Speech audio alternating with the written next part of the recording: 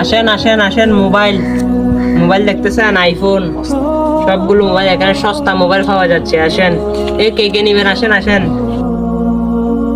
আরে কোনো দেখতেছি আইফোন বিক্রি করতেছে মনে হয়, গিয়ে দেখি সস্তা পেলে একটা নিয়ে নিব। আসেন, মোবাইল মোবাইল সস্তা মোবাইল এখানে সীমিত সময়ের জন্য, আসেন। ভাই আইফোন এটা কত?